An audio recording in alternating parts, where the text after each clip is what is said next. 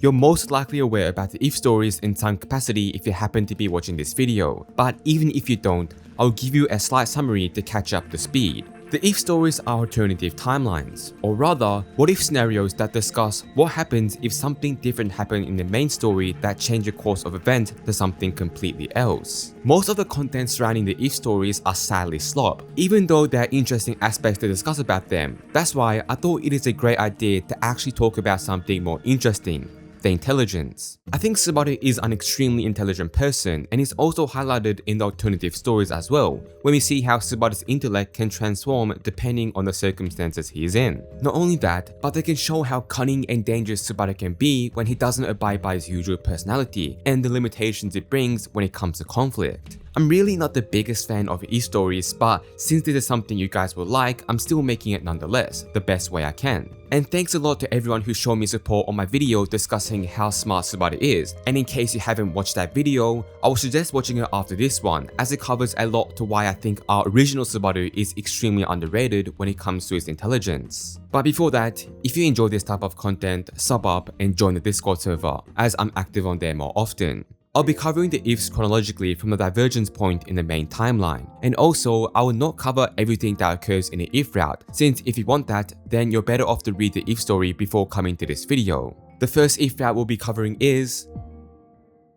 Ayamatsu IF, or better known as Pride IF by the fandom, occurs at a divergence point when Subaru refuses to shout for help when being attacked by the three thugs in Arc 1, where he ultimately ends up succumbing to death once more, but does not have the desire to call out help, which means he has to go through a lot more loops. Subaru ends up insane and latches onto the very desire he had to ensure that Emilia is protected, and eventually transforms into his interest to ensure that Emilia becomes the queen of Ryuginika no matter what the method he has to use. Subaru had joined the witch cult beforehand, being recruited off the spot after Reinhard had saved Emilia from Elstar, during which became a source of envy for someone weak like Natsuki Subaru, who had to die 88 times just to have another person steal away what he was supposed to do. In this timeline, Subaru is able to basically become the mastermind that has connections with the shadow government of Ryuginika, Six Tongues, as well as fabricating his role as a Sin Archbishop of Pride to take control over the witch cult organization, all under the purpose of making Emilia the queen of the Dragon Kingdom. He becomes ruthless, or rather, the worst case scenario of the kind of person Subaru can become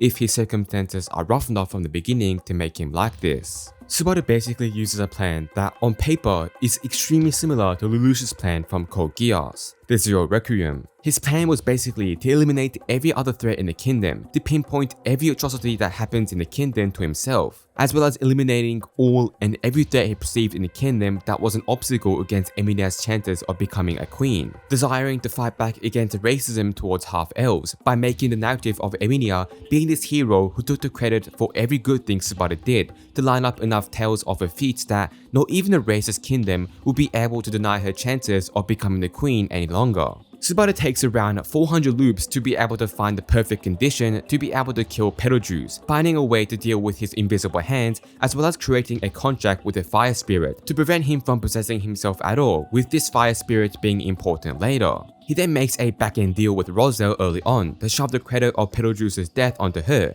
to make her popularity skyrocket from the very beginning, since Emilia was going against the very witch cult that she was supposed to be the center of, making an ally that was going to be later useful. The Krush camp is completely eliminated, with the memories of them completely erased from this world because of the white whale, leaving only Ferris behind, who had become a husk, insane from the gaps in his memory that were too big to be able to accommodate while still retaining his sanity. Subaru located this Ferris and brought him back from the mental state of insanity, brainwashing him into believing that Subaru and Krush were allies and that everything he did from now was just to carry out Krush's belief that she left behind. He goes after Regulus soon after, deducing the function of his authority off-screen, without dying a singular time, nor having a testing puppet to use like Reinhard, convincing all of his wives to willingly let themselves to death by being burned alive in Regulus's mansion to dismantle his authority before having Elsa kill him soon after, by dismembering him and letting him burn to death as a man with no limbs. Subaru used Ferris to then kill Julius so that he could eliminate one of the knights of the royal kingdom. He would not suspect at all that someone like Ferris lowest would ever betray him, making Anastasia soon withdraw out of the royal selection out of concern for her own safety, which removes another candidate from the list. After this, Subaru goes on to kill every single other archbishop and also starts to kill other witch cultists, as well as committing many other atrocities against the kingdom to play the role of the villain as perfectly as it can, by quite literally becoming the main villain of Emilia's story, eliminating everyone who stood in her path.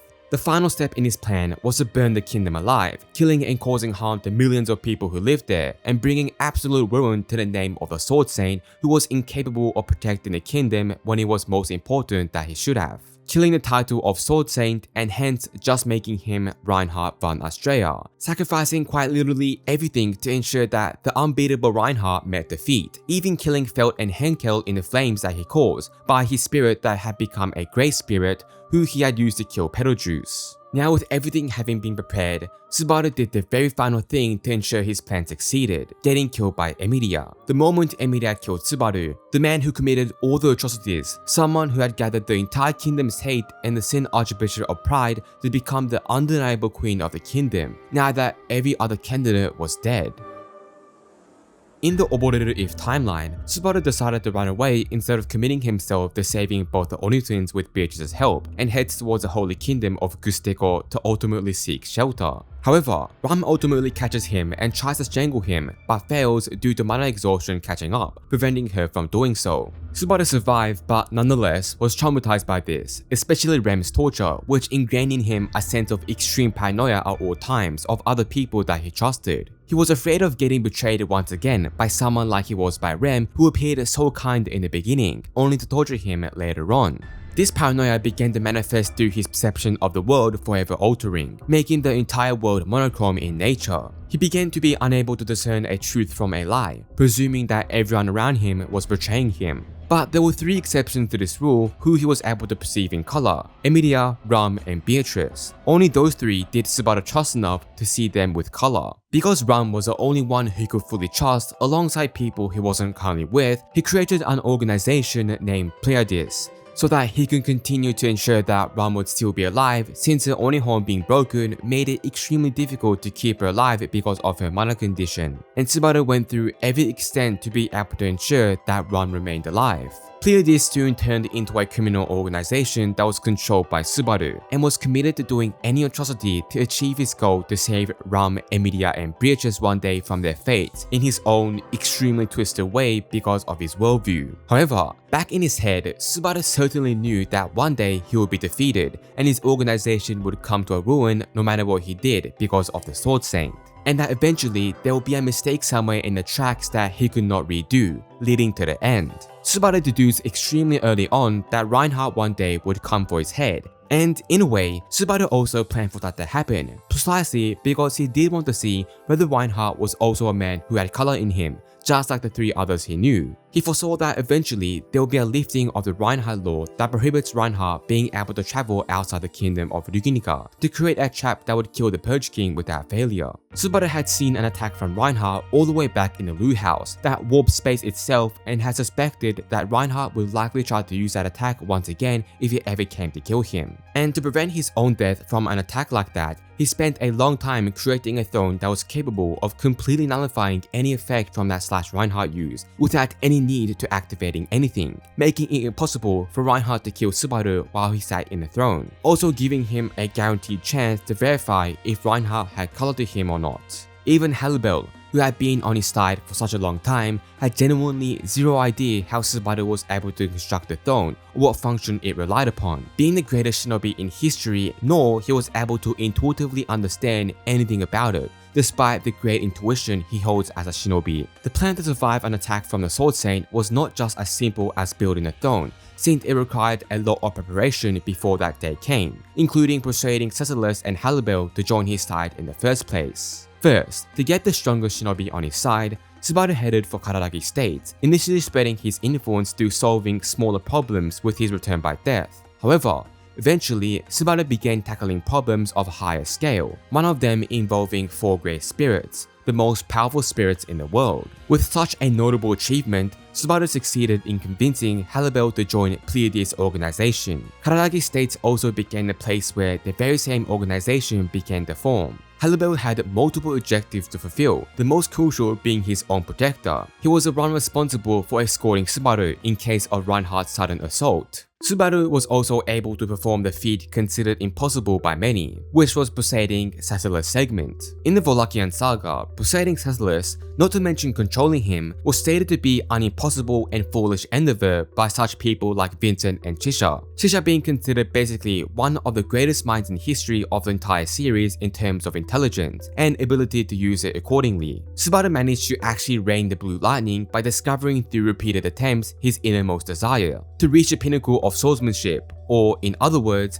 the heavenly sword. Subaru presented the Cecilus a clear way to achieve his overarching goal with an eventual death battle against Reinhard van Astrea. Cecilus's role in Subaru's long-term plan is to occupy the Sword Saint long enough for Subaru and Hannibal to escape. With the help of these two outstanding individuals, Subaru was able to gather widespread influence in the underworld, surpassing even that of Varga Cromwell, who was the main mind behind the demi-human war decades ago, who is considered a genius. Not to lose the reign over his organization, Subaru controlled everyone with fear. He created an environment where no one could be trusted, as the risk of being reported for any kind of betrayal was prominent, with the punishment being not only one's own demise, but also death of their closest family. The skewed perception of the Purge King also helped in maintaining control over everyone, as due to nobody else beside him knowing about return by death, gave people non-existent reason to ever try to attack someone like him, since everyone else would fail. Thanks to all the accumulated knowledge from his previous world, Subaru engineered many new inventions which completely overturned the course of history, advancing the world onto a different era with his knowledge. Another very creative as well as smart application we'll see once again of Subaru's intelligence in this route is the design of the mysterious door behind which Emilia is residing as Subaru's captive, and his paranoia to keep her safe as well as to ensure that he will discover any traitors that existed in his organization. The trap involved nearly 50 key holders, each requiring a different key to be inserted for the door to be opened, which was supposed to detract attention from even trying to open the door. If anyone did try to open through the door using a normal key, it wouldn't work because the key to the door did not exist in the slightest, and it's completely impossible to find them. If someone happened to insert the incorrect key into one of the keyholes, both Puck and Hannibal would instantly get awareness that someone was currently trying to open the door to prevent it. And the same going for if someone trying to brute force it with their strength, making it futile for basically anyone in the entire world to get through that door. Since Puck was always by Emilia's side, there will also be no time gap between a counterattack if someone did try to get through that door that wasn't Subaru. To actually open the door, need to create each and every individual key from magic and reconstruct the exact shape for each keyhole, requiring on-the-dot magical wavelength to ensure they can only get opened by Puck, who was aware of both of those things. The Kasaneru route diverges from the main timeline during the Tea Witch Party in Arc 4, where Subaru is being offered a contract by the Witch of Greed, Echidna. Instead of refusing it like in the main route, he accepts it, which begins the endless loop to ensure his hope to save everyone like a hero is accomplished. As per the contract, Subaru was responsible for satisfying Echidna's curiosity in regards to exploring the infinite possibilities the world offered, leading to an endless spiral of death and retries in search of that, changing Subaru's mentality permanently. The web novel version of the Kasaneru route is relatively extremely unimpressive with what is accomplished by Subaru at all. It's relatively tame, considering we don't know much besides that off-screen he's dealt with the Arc 5 Pristella problem without any major losses, as well as there being 0 casualties from Emilia camp, besides Otto leaving on his own will. The bulk of the smart things this version of Subaru does is in the light novel adaptation of the Kasaneru route, where we get to see his journey more before the final chapter of the web novel. We gain more insight on how this version of Subaru was actually able to solve the sanctuary loop,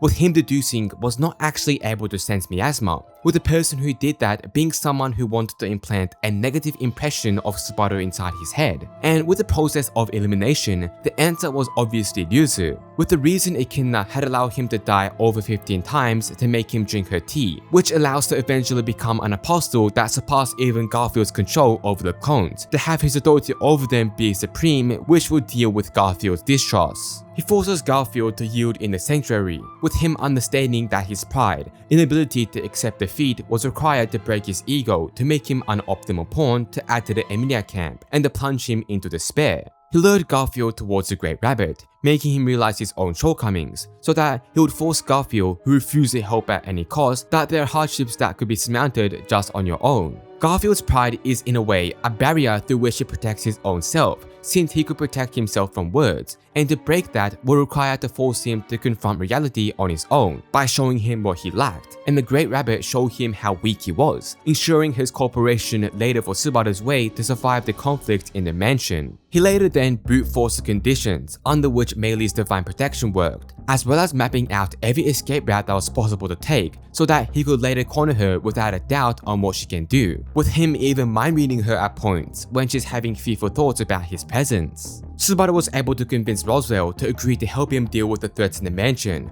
with a simple bluff that he would find a way to get rid of Roswaal, and then find a way to continue Emilia's campaign without him anyways. Since he was not as necessary as someone like Subaru, if he refused to deal with the threat of the mansion, now that he had deduced Roswaal was a culprit behind the deaths, using him as a way to get rid of the Great Rabbit as well, by having him attract the Great Rabbits, making them follow him onto the Great Waterfall where he fell off the world, meaning that it was finally dealt with now. Subaru became a master of deceit through the many loops he's gone through by being able to constantly act like a person he's not around others, since tricking others is extremely important for someone like him. Given the best strategy to doubt is to make any enemy Natsuki Subaru faces not even get the chance to recognize him as an enemy before being dealt with, since underestimating himself is the first trick up on his sleeve that he likes using. This is seen notably the first time in Chapter 3, which is about Subaru being killed in a ceremony to distribute rewards for the defeat of the White Whale, as well as the death of the Sin Archbishop of Sloth. Through the help of Echidna, he quickly narrows down the only possible explanation of his death due to the circumstances being that of an authority user, meaning that most likely than not,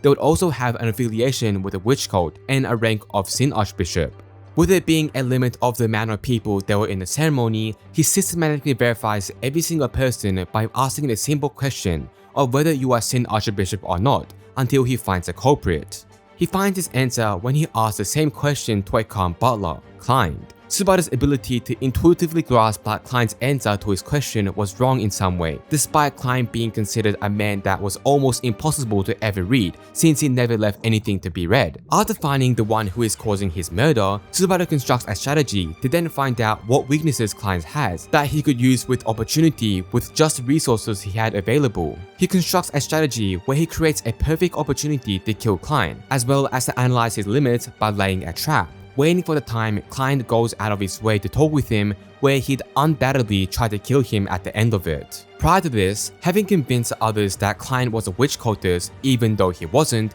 and given that Subaru was someone who had killed an archbishop in the past, it was something they couldn't take lightly. So with the time of Klein's attempted murder and his shout, he was able to prepare the entire royal guard to attack him the moment he tried to do that. The final layer of this trap was when Klein emerged even after having defeated everyone Subaru was able to get, was to verify what Klein truly cared about to give him a weakness to strike afterwards, with him finding out the few people Klein was ever even the slightest bit affectionate with, and eventually suspecting that the weakness of Klein was Frederica, which he confirms after relaying the fact that she would also be killed right after Subaru was killed, and with just a twitch of an eye, being able to verify that was the weakness he possessed, becoming Subaru's ultimate trump card to eventually win out against Klein despite the difficulty of it. All throughout this, Klein being unable to get a read on Subaru's true personality until the end, despite being a person who is quite literally capable of reading the soul of another person, the very core of their person and their identity, yet still managed to convince Klein that the real danger was not him at all,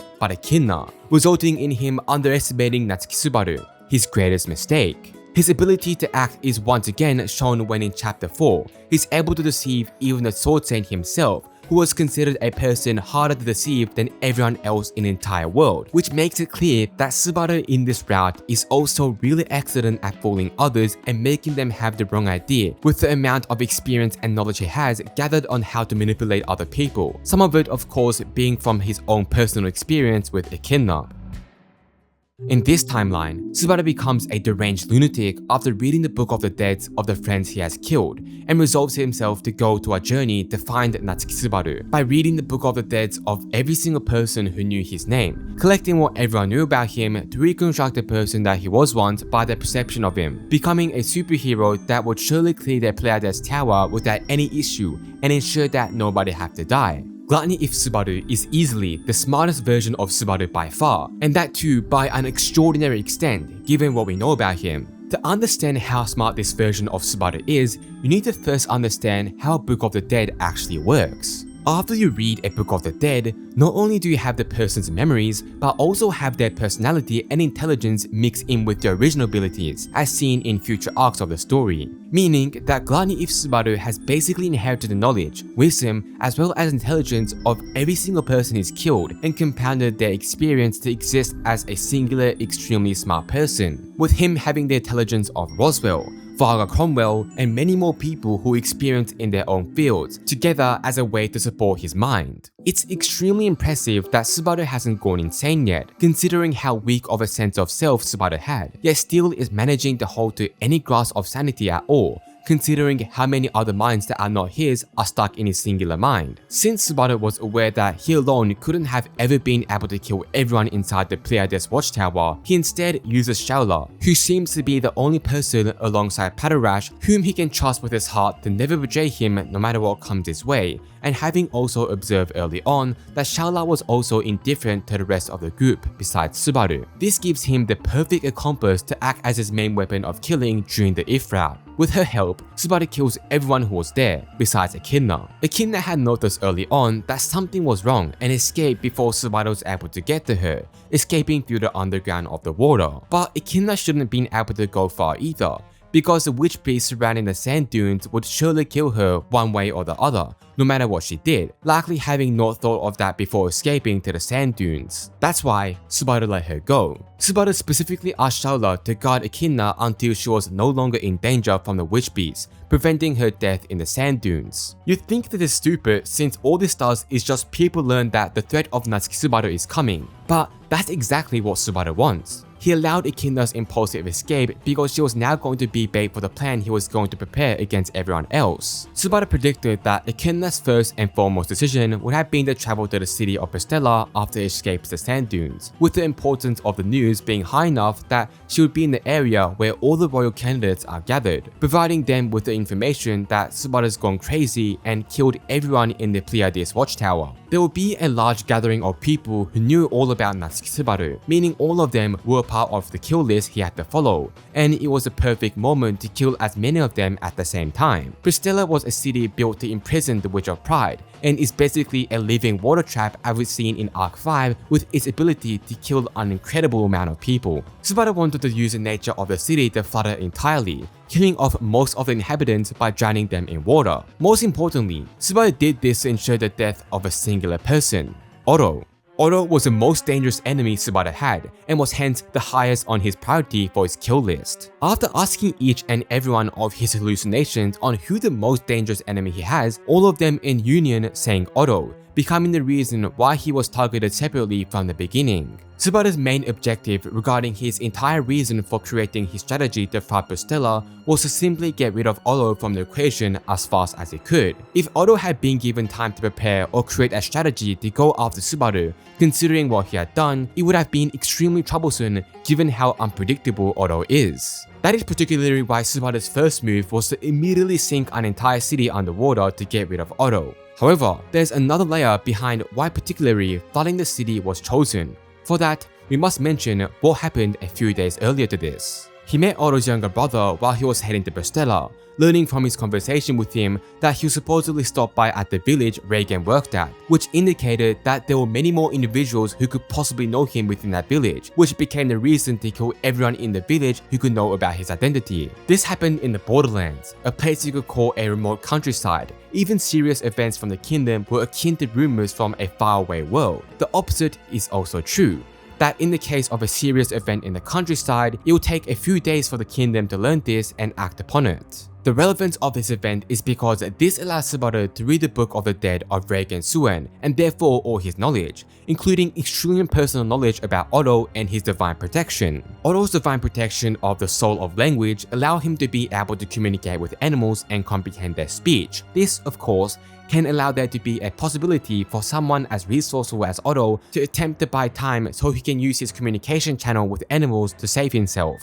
However, with Subaru flooding the entire city of Satella, there will be no way for him to escape from this place when there was not a singular rat left. Whether it was a water dungeon, rat or worm, because he was no longer standing on Earth to be able to use his divine protection. Subaru had foreseen that Garfield and Otto would have been grouped together as they were the only members that were left behind, and would have resulted in Garfield saving Otto and preventing him from drowning to death in the likely scenario. Subaru chooses to use the emotional connection that existed between him and Otto in the past by having Shaola fire a hell snipe to ensure his death at any cost. Subaru used his bond with Garfield to hinder his fight with Shaola, as well as preventing him from being able to fight at full capacity, making him eventually bleed out even after transforming because of the internal conflict inside his heart. Finally, the last one that had to be dealt with was Reinhard von Austria. Subaru was well aware that currently he did not possess the ability, resources or the wisdom to be able to take him on. Subaru's plan will have to naturally include killing Reinhard at some point or the other, as he's a part of the people who knows about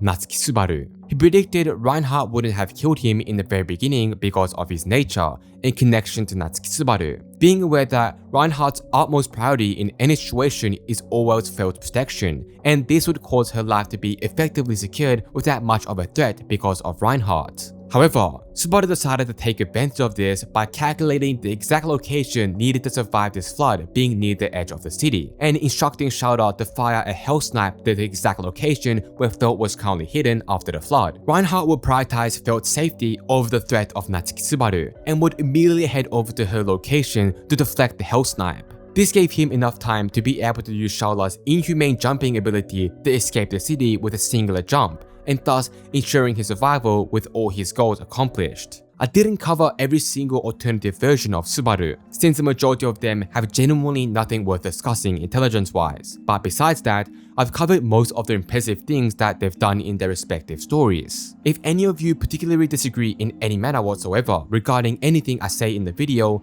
then feel free to comment down below. Similar to the original video, I'll leave the idea whether Subaru is a genius or not in your hands.